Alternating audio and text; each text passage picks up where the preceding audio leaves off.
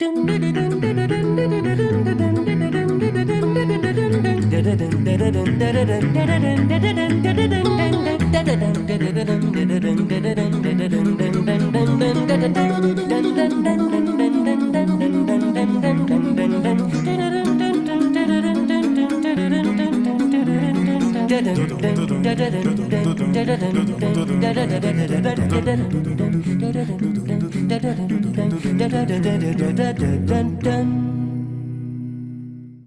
evening, ladies and gentlemen. We're so glad to welcome you as part of our community tonight. Please note that this webinar is being recorded and distributed live stream. By entering this virtual meeting room, you give your permission and consent to be recorded and distributed by Vienna Live with Simeon Morrow and other third parties. If you prefer to not be recorded, please go to the LinkedIn live video feed, the link to which I have now placed in the chat room.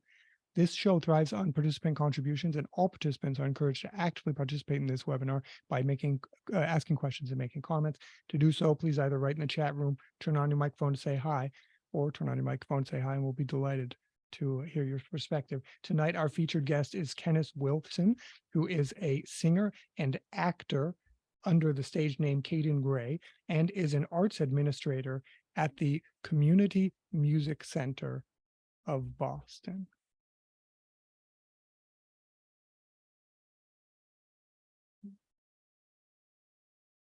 That's for sure. It's the most wonderful time of the year, with the kids jingle belling and everyone telling you be of good cheer. It's the most wonderful time of the year. It's the happiest season of all. Holiday greetings and gay happy meetings when friends come to call. It's the happiest season of all. There'll be parties for hosting, marshmallows for toasting, and caroling down in the snow. There'll be scary ghost stories and tales of the glories of Christmases long, long ago.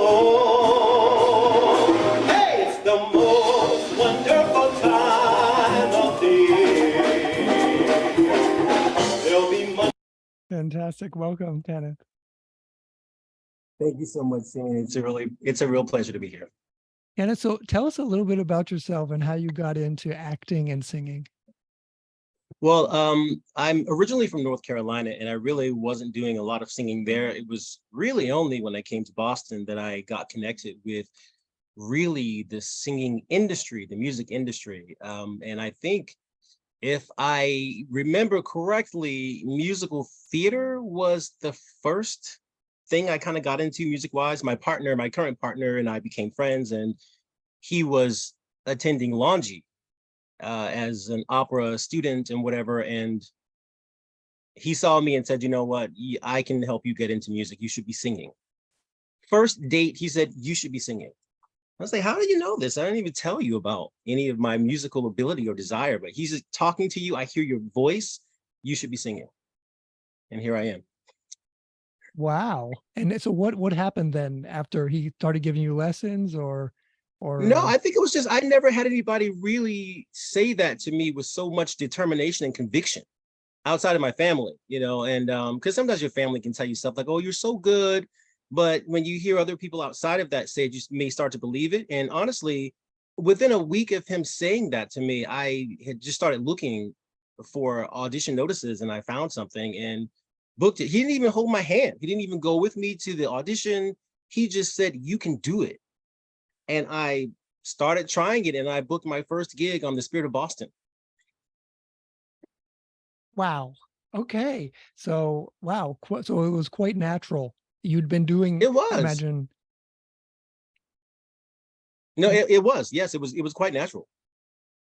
Okay, fantastic. Let's go on to, I want to get into first, now your singing career as a pop artist. You've made several albums. We're going to listen to now and this is a song called Change the World by the group Zen Rebels. Here is the recording of Kenneth. Before Shopify, were you wondering, where are my sales at? Now you're selling with Shopify, the global commerce. I was wondering. I'm sorry, that did not work. That was an advertisement. So the advertisement will finish soon. Tell us first about Zen Rebels. Tell us. Oh my gosh, it was the time that I was fronting 3 bands at the same time. Yes, I'm crazy. And it was a prog rock band. I didn't even know what prog rock was. It was an original band, and we ended up doing some covers, but it was just so fun. Like, that was the first band that I was in that we ever charted out the songs.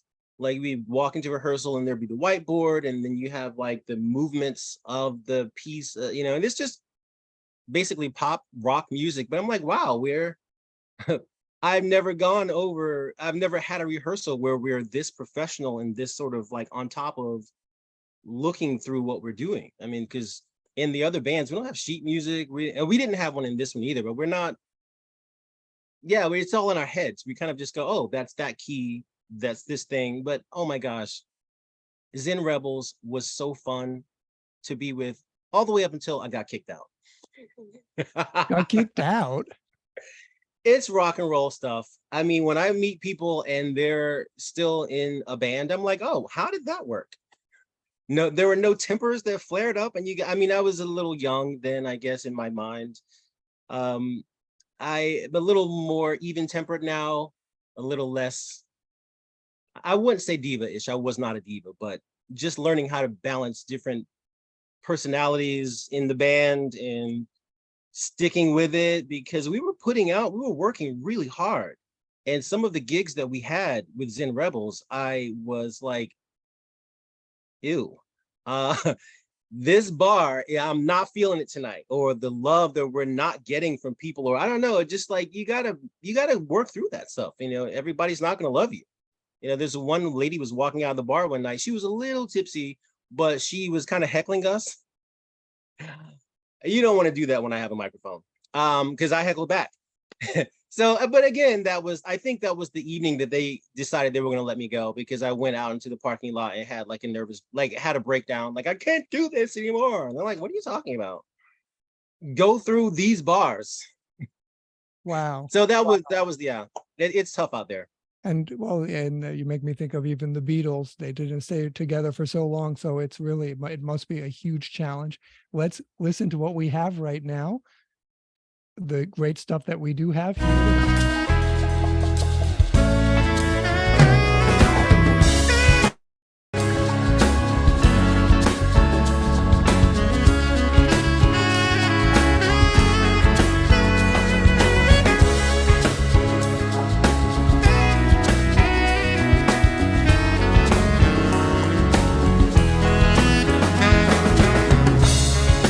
I'm only one man with a mission to give all I can with what I've been given. There's so many out there with indifference. How do I get them to listen? Just make time in this life that we are living to give of ourselves to make a difference. So many of you are living with ignorance. This world could use your assistance. So much wrong, I wanna make it right. How can I change the world? So many crying, I wanna make them smile. How do I let them know it's gonna be alright?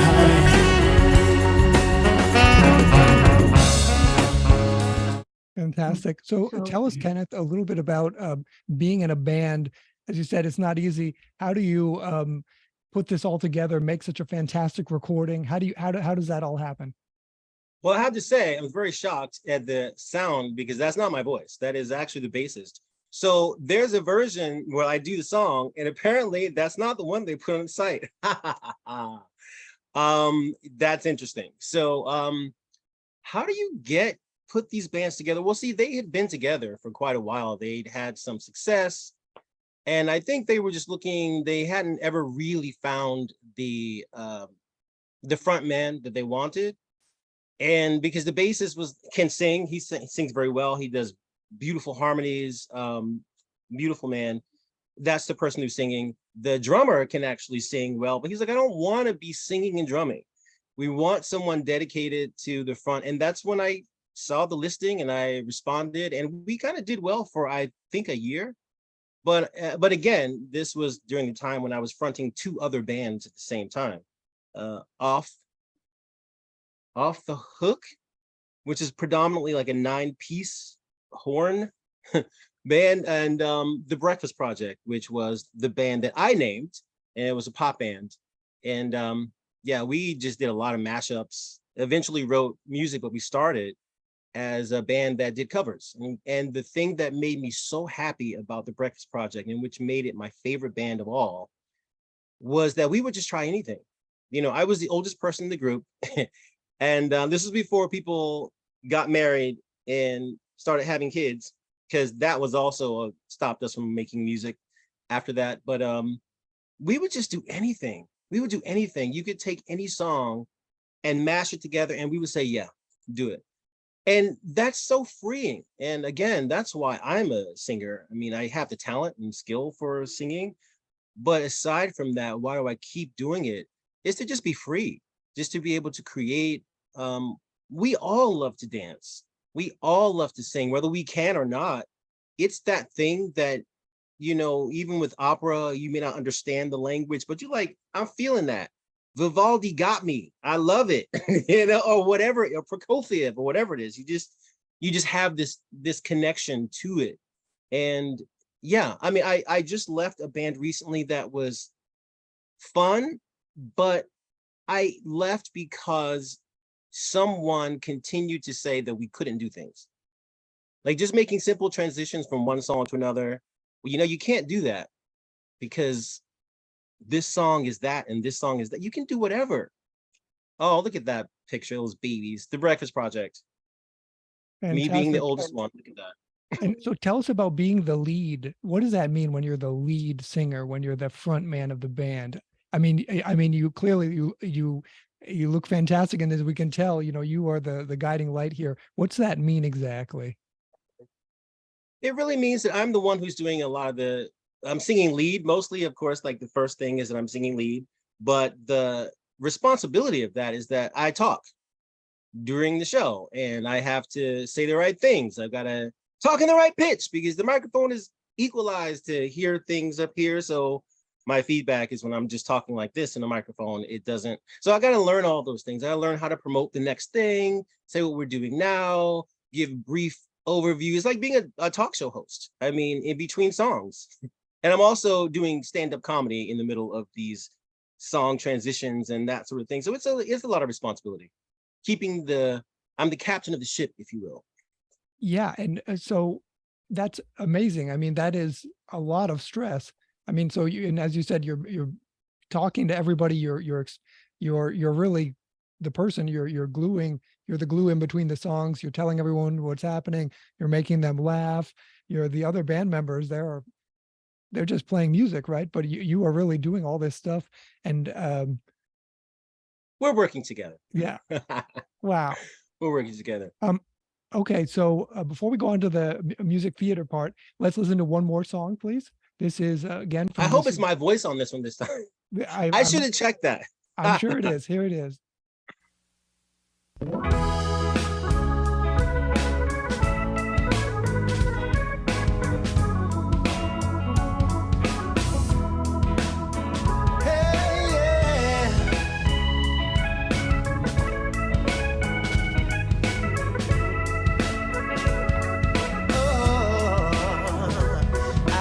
Tired and ashamed, I've been losing my aim, but I know there's other things that we need to do. I've been lost in the rain, I've been drowned in my brain. What's up, man? What you up to? Walls decide to cut my world into a smaller size. So what was once an open land is now a traffic jam, yeah. My hands are shaking. Who's been Who's been taking my time? My time. My time. My time, yeah. I've been crossed and confused, not knowing what to choose. Oh, friend of mine, won't you show me the way? I've been lost and abused, been caught up. Oh, that's lovely. So tell us. Oh, that's so sweet. You also wrote the lyrics to that. Is that right? Tell us about that song. No, this is very fun. The guitarist of that band, of the Breakfast Project, wrote that song. He loves to rap. He always puts too many lyrics in something. So when I try to sing his lyrics, I'm like, I can't get my mouth around these things. So then we began to negotiate what can go, what can stay, tempo, maybe bringing it a little slower, because this is not the first version of this song, which is typical of anything that gets recorded. But yeah, that collaboration was just so, I felt like I co-wrote it, because, you know, I got to tell him, well, we got to take this out and put this in. But not everyone is open to that type of collaboration on their words, on their baby. But that was just something that we put together. That is not one that I wrote. But it's so fun. Like, these guys, even though they're young, I will say, even though they're much younger than me, I couldn't be their dad, but I felt like it a lot of times. But they had a very old souls. Like, that song is, I guess I would call it R&B genre, maybe a little bit. I don't, yeah. Yeah, but they just had a very old soul. Like, they were listening to things from the 70s. Like, how are you listening to Steely Dan? What are you? You're barely 30, but they had such a connection to that sort of thing. So it was really fun. Like, it was really rich. Fantastic. So, Kenneth, now tell us about being an actor. Well, we're going to take a look at right now. This is one of your upcoming performances. It's in the Addams Family. So tell us a little bit about tell us about this performance you're going to be doing, and what you like to do. What's acting, good acting to you? So a couple of questions you asked. Well, right now I'm understudying 2 characters for the same show. So they better not go out at the same time, or it's going to be impossible to do it. But I'm understudying Uncle Fester in the Addams Family. And if you know the musical, if that was on Broadway, they've added a plot that involves a normal husband. So the Wednesday is falling in love with a normal boy, and they're coming to dinner. His family's coming to dinner. So there's the normal husband. So I'm understudying those 2 people. What makes a good actor? Honestly, do people believe you? Are you responding to the people on stage in a way that is believable? Honestly, people take classes for years to figure out what is a good actor. But I can give you examples. Like, I feel like Viola Davis is an incredible actor. So many things that she's been in, transformative, where you don't see the actor, but you see the character that they're portraying. I think that's a big part of it. And Fester and the normal husband are literally opposites. So to be able to live in the body of both of those very different people believably is the journey. And what's it? Tell us, is that what your favorite kind of role? What you like comedy a lot. What do you see yourself good at doing? Comedy. It's my favorite, and also dark comedy. Like, Addams Family is a dark comedy, and I love sort of laughing at things that maybe it's a little, maybe you shouldn't laugh at because ... But like death, for instance, like death, we will all experience that. I think that comedy gives us a way to open the door to that conversation. And whatever, there's a moment in the show when Morticia is putting Pugsley to bed, and he's distraught because his sister is going to marry this boy, and she's not going to be around to torture him anymore. And, you know, he just says, "Oh, mommy, make me feel better." And she says, "Life is a tightrope, and on the other end is your coffin. Better? Yes, mommy." And it's just like, that's funny. It's funny. So I really enjoy being a part of things that have a comedic value to them. because there are lots of shows that I do sometimes where there's a message. It's about racism. It's about, you know, sexism. It's about things that are really heavy, and there is no comedy to it. So, you know, and you got to live that. You got to go through that to explain it to the audience or whatever. But so when I have an opportunity to laugh, make other people laugh, and be silly, I'm going to pick that first. So tell us, Kenneth, now we're getting into the subject of the Community Music Center of Boston. Tell us exactly now. So you have your own artistic practice. You're a singer, you're an actor. Everything you do is fantastic. So now tell us about why the Community Music Center of Boston, about the work you do there, and why that you believe that other people should also be going through this, be cultivating this practice that you do. So here at the CMCB, I am the executive assistant, and I directly support the executive director, Lacolian Washington, who is literally hours older than me. That is such a fun detail to tell people that we're both Libras. He was born October 16th, 1975. I was born October 17th, 1975. If you know anything about being an executive assistant or supporting someone, you have to know how they move through the world to sort of support them. I do.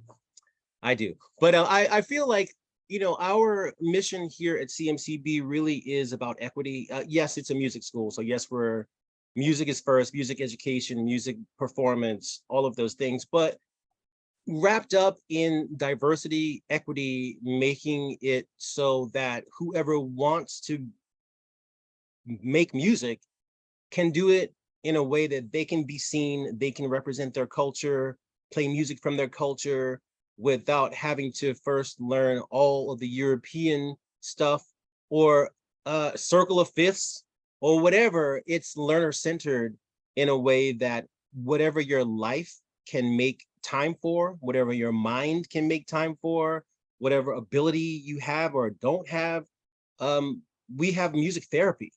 Like, our organization is so beneficial for so many people because music is just the cornerstone of every culture, everything.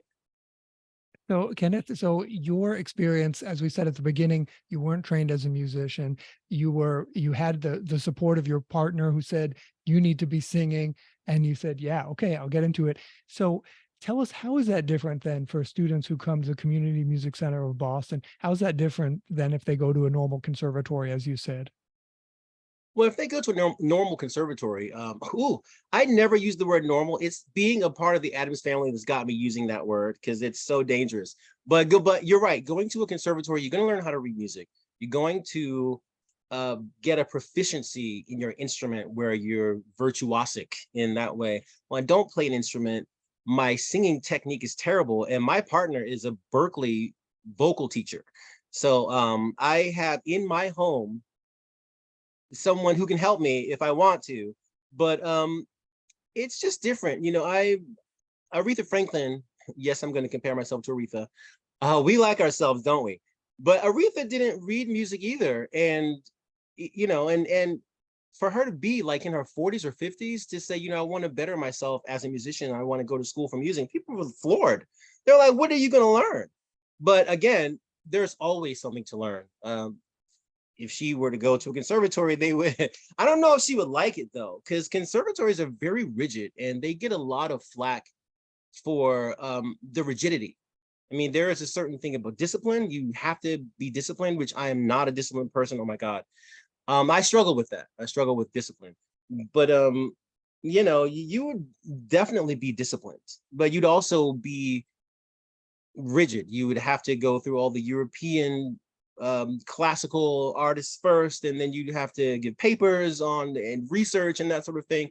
So it's a lot more heady and academic in that way, as opposed to when you're just in a band, you just get in there and it's sink or swim. It's like, can you sing this? Okay. Does it sound good? Okay. Can you play this? And I love that because that is the raw, natural, I belong or I don't. And that's hard. And I love that. Kenneth, that sounds also, when you say that, sink or swim, does it sound good or not? That sounds like probably most people's experience with music, right? That's actually what they want. So is that what tell us about who should go and apply to study or be part of an ensemble? Tell us a little bit about the Community Music Center of Boston, what the offerings are and who would be interested in that. Well, honestly, we have a lot of adult students. So it's not just kids. We have a lot of kids, we have a lot of teens, we have a lot of older people. So it's really anyone. And we offer financial assistance to everyone. So, we're in the South End. There's a lot of money in the South End. Some of our people who, matriculate here or on our board, they got money. Not everybody does. So, we make it our point to raise a lot of money so that really you're asking who should come. Anyone. I guess the only thing that will probably prohibit you from coming and playing instruments if you don't have hands. But that's, well, you can sing. we do have a lot of music therapy. I will say, as a plug to CMCB, we are the largest. Come on, superlative. We are the largest provider of music education in the Boston area. So a lot of our education, a lot of our classes don't even take place here at CMCB, but rather in the schools. We have a lot of faculty that I haven't even met because they just basically go to the schools and provide that education. But yeah, we're the largest provider in Boston, in the greater Boston area. Wow. That looks fantastic. So let's see how we can stay in touch with the with the Community Music Center of Boston. So it is .org. Here we go. CMCB.org. CMCB.org. So go and check it out. And so Kenneth, so people who want to register, they just click on register, or if they've got more questions, then they go to About Us, or how should they go about this? What's the best way to? I think they should just take a brief perusal on the site and see what they want to do. I mean, I think the register button is cool, but there's also, if you go all the way down, there's some email. I think there's a way to just reach out via email. Say, somebody call me back. Somebody email me back. I mean, it'll probably be me. But contact us. Excellent. There it is, info@cmcb.org. So again, the website is cmcb.org. Feel free to reach out, and Kenneth will be glad to respond to you. So fantastic. Yeah. And let's see how we can stay in touch with Kenneth over here. So we have, first of all, here is his SoundCloud, soundcloud.com, under his stage name, Kaedon Gray. And you can hear those songs that we listened to today. So feel free to listen to that. And then we also have here Instagram, which is instagram.com, Kaedon Gray, again, his stage name. And people can reach out to you. Is that right? Yeah. Okay. You should probably be over 18. If you're going to follow me. Okay, got it. Should be over 18. Online. Okay. We've been fantastic. Okay, very good. So thank you so very much. My mom, having said that, my mom follows me, so it's okay. Thank you so very much, Kenneth Wilson, for such a great discussion. Thank you, Simeon. I appreciate it. And thank you very, very much also to Victoria and Frederick Mulligan and Agnieszka and Benoit Roulet for their support of this show. Thanks to Mary Schlesinger for the lovely Viennese Library. You can see behind me, most of all, thanks to you, our participants from New London, New Hampshire, and Boston, Massachusetts. Goodbye, and see you next Wednesday. Goodbye, everyone.